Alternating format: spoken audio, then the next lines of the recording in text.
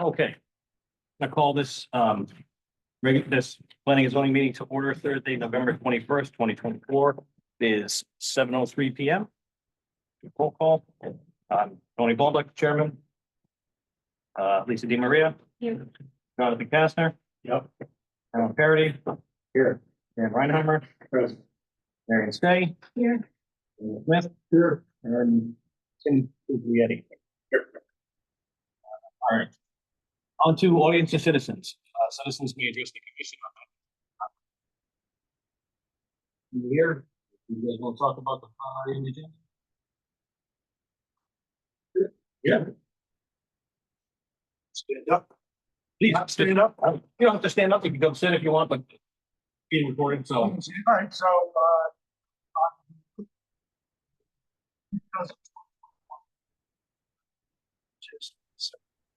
Tony, we don't really hear him on the computer.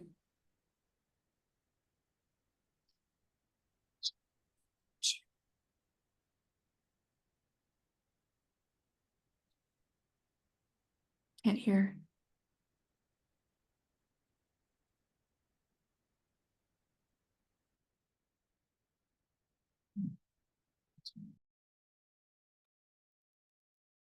yeah,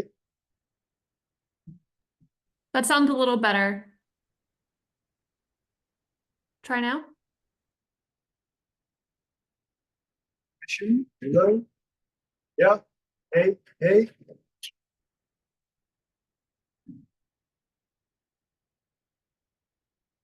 We have to get rid of it.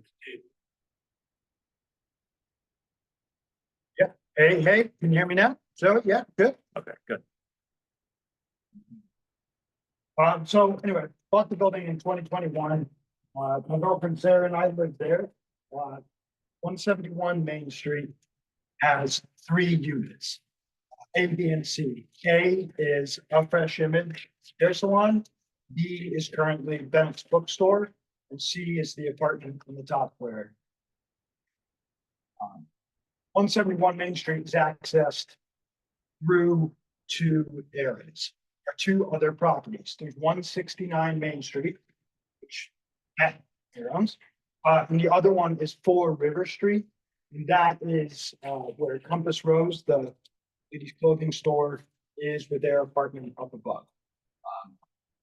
171 Main Street has deeded access use of a paved parking lot out front of the hair salon that's right next to the elementary school. So that's how that works. Can you just back up for a second? Where exactly is 170? Well, yeah, I kind I'm of, getting there. yeah, I did kind of point over there, but I have a little print out there.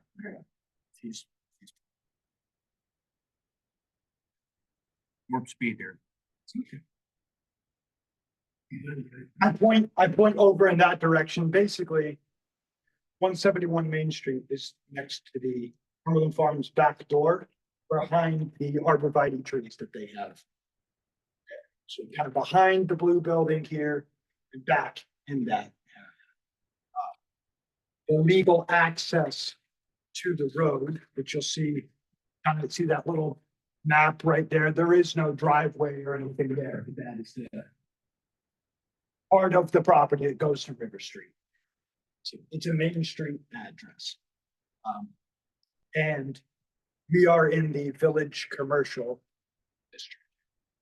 And I had reached out to, to back up. So Bennett's bookstore, Colin Bennett, is closing down his business as of January 1st.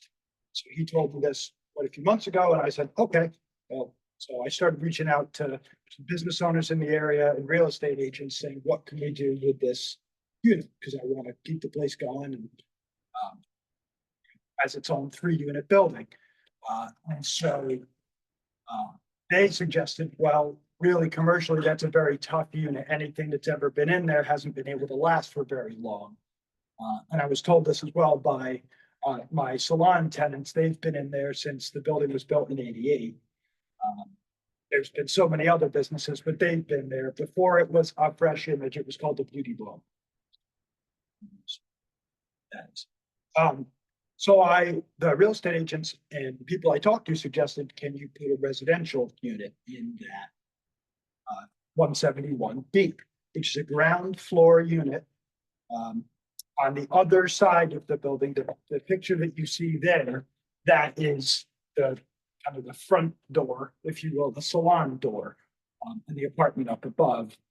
But the main access door for the bookstore, there's two doors, but they are both back in this area. So behind those Cumberland Farms trees and back behind the other buildings. So it's not really a visible unit, even no matter what you do with signage or anything like that, it's kind of secluded back. So the thought was make that a residential unit. So I reached out to Zoe and to Tony about, hey, how could this work? Can you guide me here? I hadn't done that process before. And so they suggested I come to this meeting. So I'm here. Zoe had cited a couple of things. Or is it okay if I just read it aloud? I don't know, have it on the screen. I can. But basically, what it comes down to is based on page 92, section 7B. Within that, and on page 62 of combined use buildings, so those in the village commercial district, and both the combined use buildings and the mixed use buildings, all ground floor units are designated as commercial. That's where we're at with that. So my thoughts were to get more information from you, or how we could possibly proceed to make a change to that regulation. In this instance, say to put an apartment. So question for you. So it's just Bennett Books that's going away. There would still be a hair salon there, so it'd still be mixed use? Yep. It just would. So in our regulations, so you can correct me if I'm wrong, but I believe it says mixed use can only be, apartments can be on the top floor and commercial on the bottom floor. Yes. Sounds like. Yeah, I have it up right here. So if I'm looking away, it's because I'm looking at another screen.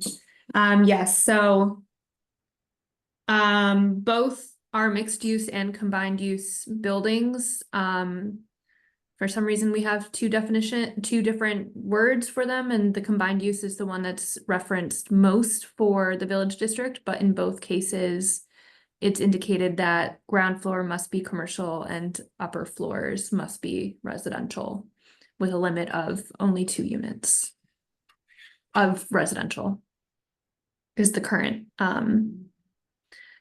regulation for his zone, and any zone that has a mixed use or combined use allowable as a permitted use. Oh, right now, the top floor is one apartment at the top where I live. It's not split, and the ground floor has the A and B on the bottom.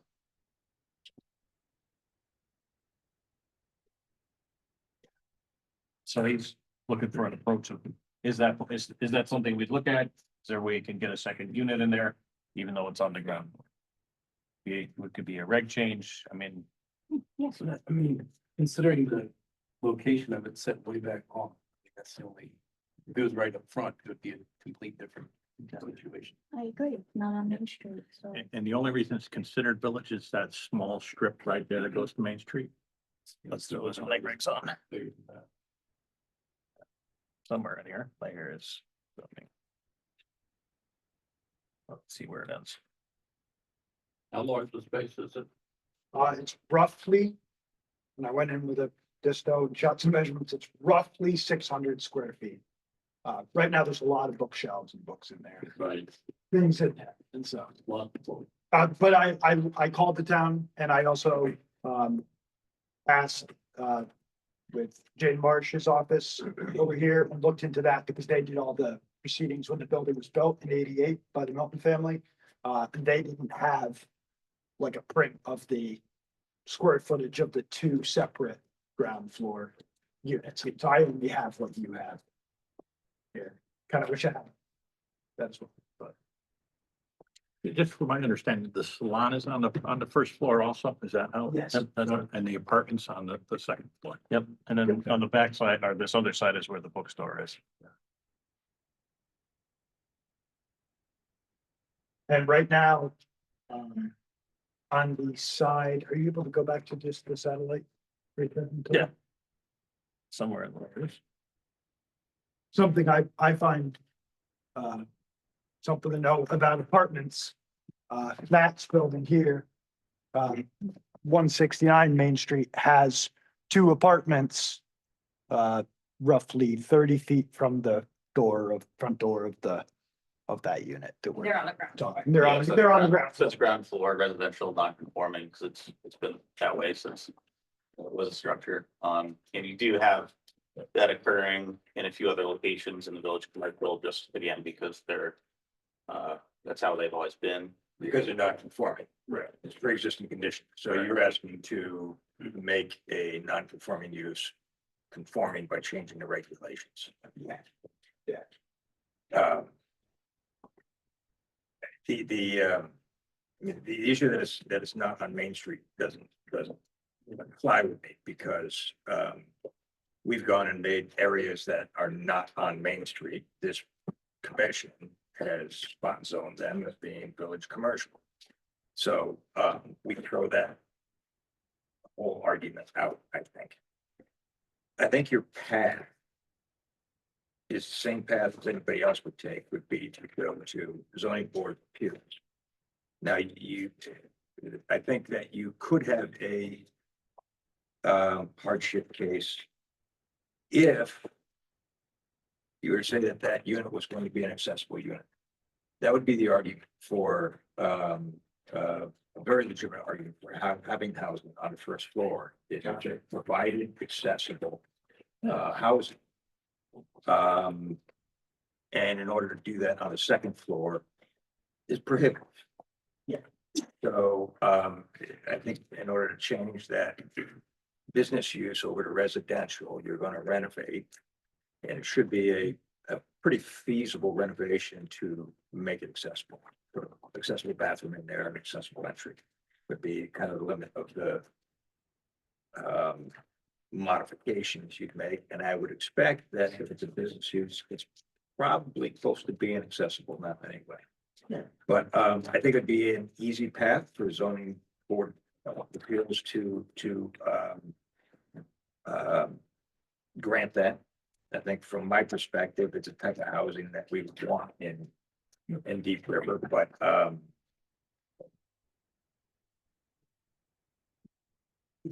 you could talk about that, but it'd be good, but I'm not sure that that's a argument for, If it's accessible. Yeah. So, if it's accessible. so the note I passed to Alan is that, as everyone knows, we have a shortage of affordable housing in this community. And if you were to go to the ZBA with the idea of saying it's accessible, which I've been in that space, it's very accessible, right? Yeah, there's concrete ramps that go right. Because it's 600 feet, unless you have designs to charge some crazy rent. Yeah. I would imagine that whatever the rate is for 600 feet would qualify within the bracket of affordable housing, meaning that it would be under the AMI for accessible person. And so I think that could be something you could lean into as well. The caveat for that is that you may want to deed that unit so that it remains an affordable housing, right? Okay. So just, the reason for this is, yes, that works very well for you, but if we change the just so you know the reason why, if you change that regulation, if we go down here, they can do the same thing. And then we start to lose all the commercial space. Yeah. So that's the reason for the hesitation. And so that space right now is like the coastal academy. They could put all they could say, you know what? We'd rather have residential there. Yeah, and any property within the red. Yeah. Would be able to do that, which would change the pattern of use. Another thing to look into, and How about being in the book business? What's that? Solve the problem right away, go on book business. I don't know what the requirements are for accessory units. This would definitely be a subordinate unit. Because if the second floor is one whole unit, so this is gonna be less than half, it's gonna be, I think it'd meet the the space requirements and essentially qualify as a unit. I don't know if there are, any exceptions or a different read on accessory apartment units, which are now allowed as of right. If you have a residential property, so They're I don't know. allowed as of right, but only for a single family home. only for a single family. Yeah. Not for mixed use, okay, Yes, ZBA is the way. Good job. just spitballing here. And so how do I go about the process of getting something on the table with the Board of Appeals? So same office, you'll see Zoe, and, you know, fill out the paperwork and handle it. Gotcha. And then a meeting would be scheduled, Yep. figured out. Yep, they'll set a date, you'll come and explain it to them. Sure. And, you know, give me your hardship that you're a rear lot and there's not a lot of commercial space, yada, yada, yada. So. Okay. That seems like the path forward. I'm in the office, I'm in the town hall on Mondays and Wednesdays, 8:30 to noon. So if you want to come in on Monday, we can do it. Thank you. Thank you very much for your time, everybody. All right. Sure. Have a good one, guys. All right, anybody else, audience and citizens? Hearing none. On to approval of minutes. We're looking at the October 17th, 2024 regular meeting. Everybody have a chance to read those? Any concerns, questions? If not, looking for a motion. Make the motion to approve as submitted. Thank you, Ellen. Thank you, Marion. Lisa, I, Jonathan? Aye. Sam? Aye. And Daniel? All right. All right, we have more minutes. October 30th, 2024 special joint meeting. I hope you guys had a chance to read those. Same thing.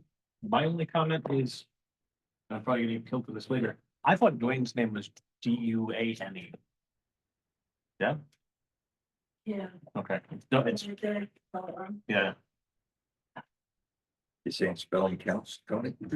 I hope not. That's probably one of the things I would have gotten right.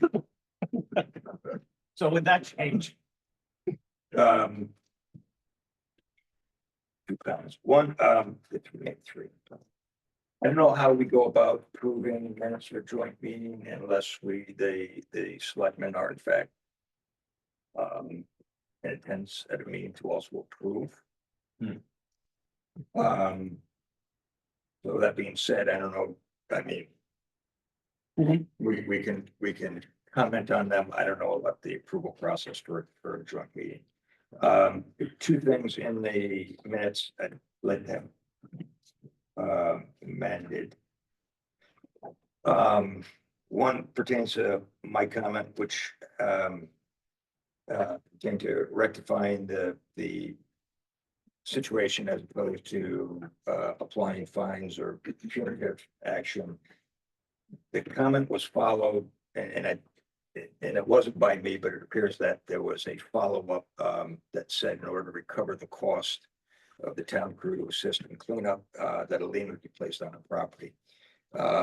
Those should be separated. I think there were different thoughts. It was part of the discussion.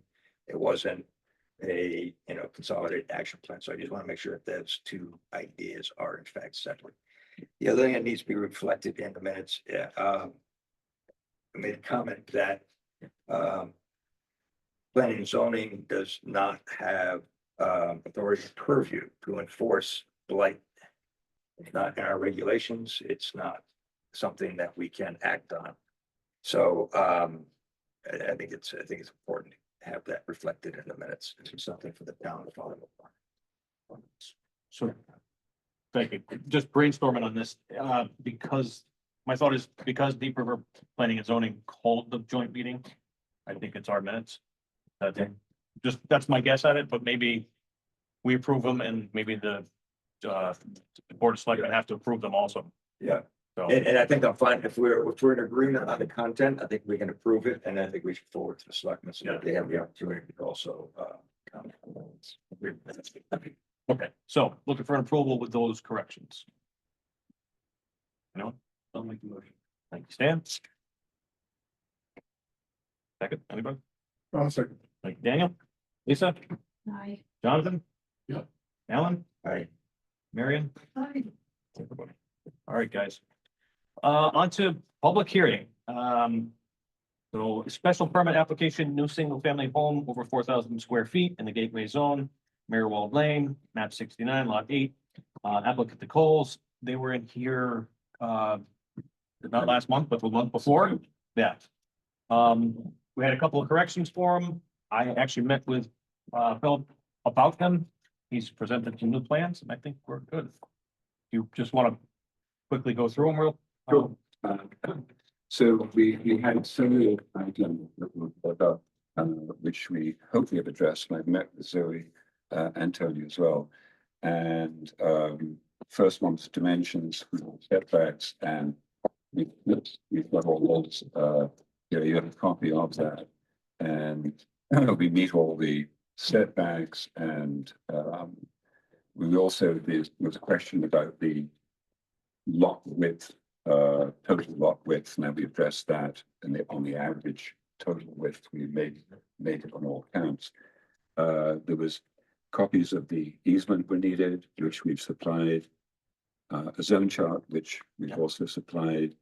And there was a question brought up, a good one, about the dissipation of the swale and also the footing drain outlet. And Roger Namagut, who did the original septic design, has added those on to his drawing, which you've got a copy of here. And he's located them on the map, and he's got the detail that you supplied me on the second page. So we addressed that. And the last thing was the clearing limits. And I met with Zoe and we came up with a new drawing here, which was kind of, looks like a kindergarten drawing, but basically what it is that this is where the house is going. We've identified the trees that are coming out. Unfortunately, we are going to lose a couple of large oaks, but the green area is untouched. This area here was touched before, which comes down through here, and that's really where the septic is going anyway. So we're not really doing any more clearing down there.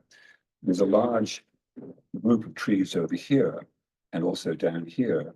So this area where the septic is going won't be visible from anywhere on the road or the river because it's shielded all the way around here. This is where the swale is, and there will be some minimal clearing to do that. Again, it's shielded by other trees. So our intent is not to be visible, nor do we have to be. And there's more trees, of course, over on this property. So when you're going along the river, which is down here, all of these trees block us from direct view of that. We do have a view looking up the river this way, but that's already cleared. That's not, we did not do that. That's our neighbor's property that we look over. So we're not contributing to deforestation on the hillside, minimum, so anyway. So that's what we did there, and that's really it. I think, as I say, I met with Zoe and addressed all the issues that were brought up, hopefully, and I'm looking forward to getting onto the building permit. All right. You guys have any questions, concerns? Oh, yeah, I'm gonna go to you guys first. I'll hop on that. Oh, just want to make sure everybody's straightened out. If you have enough information, because after we close the public hearing, we can't receive any more information. Anybody from the audience, citizens, questions, comments? All right. Marion? I'm sorry, but I couldn't see it on the computer. Is there any grading of the property? Only on our own property. We own the land right beside it. Where are we on that land? So if I show you, if I best way to do this one, yeah, investment. If I move here, then our current code. this is our current house here. So we own this property here, and we will be cutting in slightly into our own property to regrade that because of the way the hill is. And this does two things. It allows us to hide because of the angle. We will be able to park there slightly into the hill. So what we're going to do is do a little swap from here to here, so that we give a bit back that we take from here. So there's only a minimal amount of additional grading, but it is on property that we own already. Okay. We're Because not I don't, touching down here at all. okay, that was my main Okay, question, excuse me. Because on the original plans, even though I know you're not gonna be doing grading for the reserve septic Right, system, right. you do show grading in the towns right away. So you mean down the bottom? Yeah, That was, I guess it used to be a requirement that the reserve area had to be prepped. And they've now changed that and they don't require that, which is a good thing because that would impact real growth. Right. And it would not be a good thing. and my comment is, we can't tell you that you can grade on somebody else's property. Absolutely, Okay, absolutely. so that's it. All set? Yeah. Take the phone, here we go.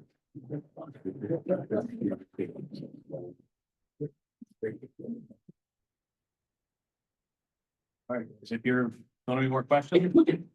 For motion to close the public hearing on item A? Motion to close the public hearing. Thank you, Don. Thanks, Dan. Lisa? Jonathan? Marion? Hi. Daniel? All right. On to old business. Thank you very much. Your special permit application, new single family home over 4,000 square feet, in the gateway zone, Marywell Lane, map 69, lot 8, applicant, the goals. Everything we just went over. Any discussion on that?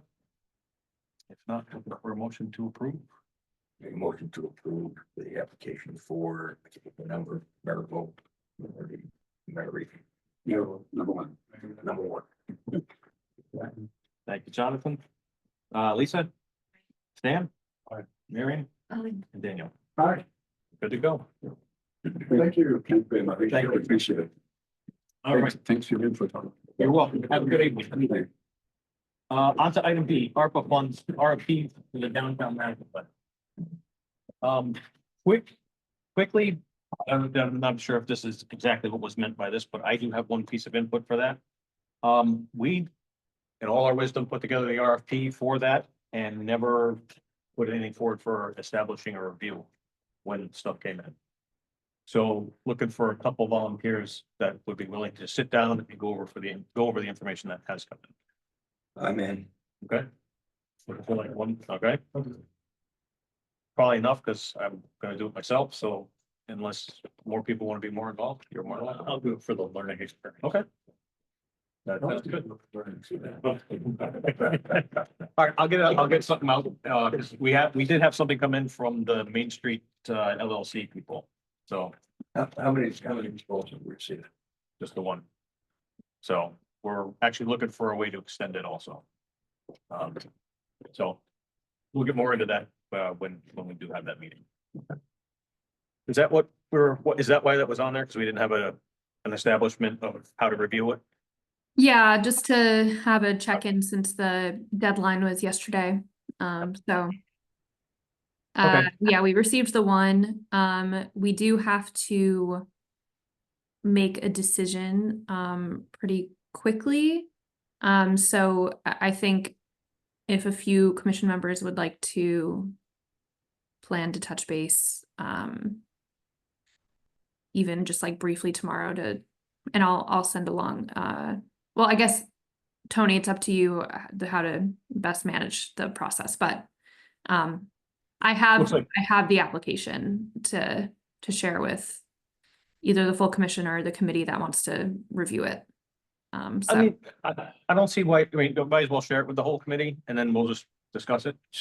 Did we hear back from other people that the RP went to that they do not intend to respond? Is there a possibility that there could have been another proposal pending?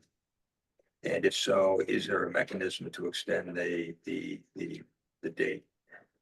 So the alternative, because of the nature of the ARPA funds, is Tyche could submit a proposal essentially saying we'll subcontract out. And that could be accepted, and then we could subcontract another person, but we can't extend the date past, I have to pull up my email from Anne Marie, but we can't extend the date to say like the end of the year. I was gonna say, I Just think it's because of the ARPA funds, Understood, but if Have a there's hard limit. potential of getting an alternate proposal in time to be able to execute the ARPA funds, if we extend it by, 3 days. yeah, I haven't gotten And at this anything from point, we the, couldn't accept our proposal from Tyche to subcontract. So, we would have to still formally submit like a proposal, but if we do that, then yes, you could. We just, Well, we're waiting, had been waiting to see what proposals came in. right, I know what Alan's saying. So he's saying our deadline already passed. You even Tyche can't submit an application, so you're asking correct. to put one out. So I would, and I don't know if the commission can extend the date or how that date would be extended. Because it's an RFP that's been floated by the commission, I believe. Yeah, yep. Because it's in our budget. Yep. So, I would assume that we would have the authority to extend the due date for the RFP They're gonna give in you, order to receive an additional proposal that we anticipate is coming. But absent that, we would review a single proposal and either accept it or at this point. just. Yeah. So I just pulled up my email. So you can choose to extend the deadline. We just have to have you have to have a contract in place by end of year, so 12/31/24. So we can extend it, and it's just once it's chosen, it'll have to be an expedient getting a contract in place. So what I would recommend is that you have the proposal review committee meet on Monday. It takes an action of the commission to extend